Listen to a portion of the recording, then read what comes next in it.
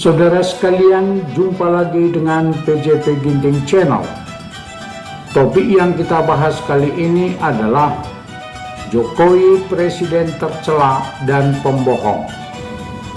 Saudara, masih melekat dalam ingatan kita semua tentang Jokowi sebagai gubernur DKI dan Presiden Republik Indonesia yang dikenal merakyat, sederhana, jujur, dan lembut, taat pada konstitusi.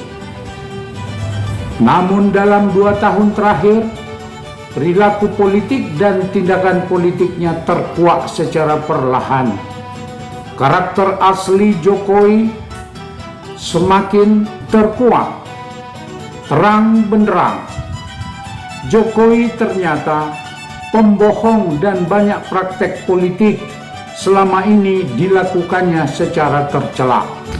Jokowi sering membohongi rakyat, tidak satu kata dengan perbuatannya, mempolitisasi hukum yang menguntungkannya namun merugikan orang lain, menggunakan secara masif aparatur negara dalam kekuasaan negara untuk kepentingan kekuasaannya, bukan untuk kepentingan rakyat, mempolitisasi bansos yang adalah amanat konstitusi menjadi alat atau cara Jokowi melanggengkan kekuasaan. Jokowi menjalankan kekuasaan dengan praktek oligarkis dalam bungkusan undang-undang dan hukum positif. Akibatnya, praktek korupsi, kolusi, nepotisme tumbuh subur dalam kekuasaan Jokowi. Utang negara yang telah mencapai 20.000 triliun tidak digunakan untuk pembangunan kesejahteraan masyarakat. Sebagian besar untuk korupsi oleh kroni oligarki dan nepotisme keluarga. Semua dilakukan untuk kelanggengan kekuasaan semata. Jokowi yang terpilih mulai dari wali kota 2 periode, gubernur 2 tahun, presiden 2 periode, adalah hasil reformasi dan politik demokratis. Seharusnya Jokowi dalam politik nasional menjaga amanat reformasi dan menjalankan demokrasi dalam pemerintahannya dalam rangka mensejahterakan masyarakat luas. Salah satu amanat reformasi ialah penyelenggaraan pemerintah negara harus terbebas dari praktek korupsi, kolusi, dan nepotisme. Pemerintahan harus diselenggarakan secara demokratis, bahwa semua kebijakan negara harus dalam rangka mewujudkan kedaulatan rakyat. Pada tahun 2020, Jokowi mendapuk anaknya Gibran ikut dalam kontestasi Pilkada Solo melalui proses yang tidak lazim dalam praktek-praktek demokratis, dan Gibran terpilih. Begitu juga Jokowi mendorong menantunya Bobi Nasution maju di Pilkada Kota Medan, juga dengan cara-cara tidak demokratis, dan Bobi pun terpilih. Sejak saat itu, Jokowi telah menjalankan praktek nepotisme, yaitu politik dinasti. Jauh sebelum itu terjadi, Jokowi selalu menyatakan anak-anaknya tidak tertarik ke dunia politik. Mereka hanya berada pada kegiatan bisnis yang telah berjalan selama ini. Pun anak-anak dan menantunya menyatakan hal yang sama. Kenyataannya, Jokowi telah menyatakan kebohongan publik dalam praktek politiknya. Suatu perbuatan tercela secara moral dan etik.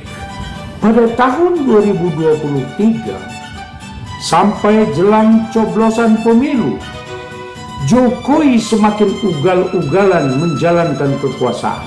Jokowi melakukan politisasi hukum untuk menyandera beberapa ketua umum partai, tokoh-tokoh politik, dan bisnis tertentu agar mereka mendukung keinginan Jokowi melanggengkan kekuasaan.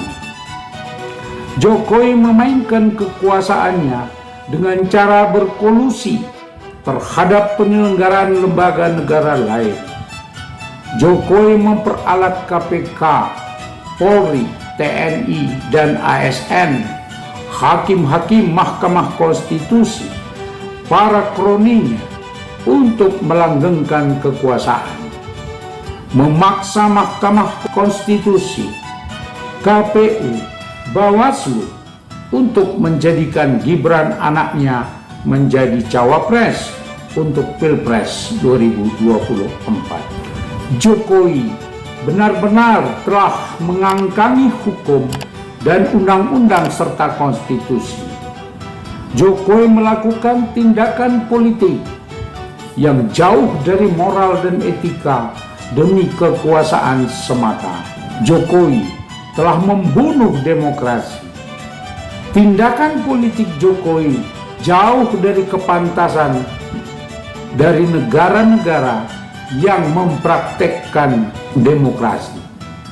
Indonesia kini jadi sorotan dunia, yang mana Presiden Jokowi mau mengembalikan sistem demokratis ke sistem totaliter yang dulu dipraktekkan oleh rezim Soeharto.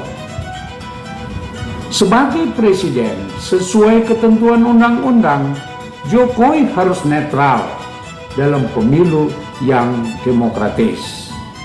Namun kini secara terang-terangan, Jokowi tidak netral, berpihak pada pasangan Prabowo Gibran yang tak lain adalah anaknya sendiri. Jokowi berkampanye untuk memenangkan anaknya dengan menggunakan keuangan negara dalam bentuk bansos dan BLT. Jokowi menggunakan Polri, TNI, ASN, para PJ Gubernur, PJ Bupati, PJ Wali Kota, para kepala desa untuk memenangkan anaknya. Padahal semua mereka itu digaji oleh keuangan negara yang bersumber dari pendapatan pajak rakyat. Terjadi intimidasi di mana-mana. Terjadi money politik secara terbuka. Terjadi kecurangan dalam berbagai bentuk. Hanya untuk memenangkan anaknya.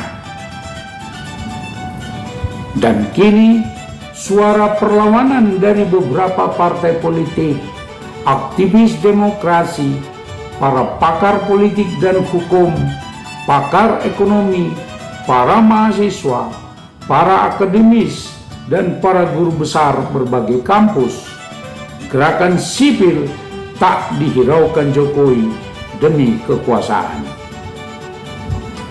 Di bawah Presiden Jokowi, Indonesia sudah sakit parah dalam demokrasi, sedang tergoncang peradaban karena pelanggaran hukum, moral, dan etika. Saudara, khususnya para pemilih, Jokowi harus dilawan oleh bagian terbesar masyarakat pemilih pada pemilu Pilpres 14 Februari 2024 dengan cara tidak memilih pasangan Prabowo Gibran. Dan selanjutnya melakukan proses pemakzulan kepada Jokowi karena perbuatan bohong, tercela, dan melanggar undang-undang dan konstitusi. Bagaimana menurut Anda? Tulis di kolom komentar. Saudara sekalian, demikian kajian kita kali ini. Sampai jumpa di video berikutnya. Tetap pantau PJP Ginting Channel untuk konten-konten menarik lainnya. Jangan lupa subscribe, like, dan komen, serta share, dan tekan lonceng notifikasi agar kami tetap dapat mengirimkan video kepada Anda. Terima kasih.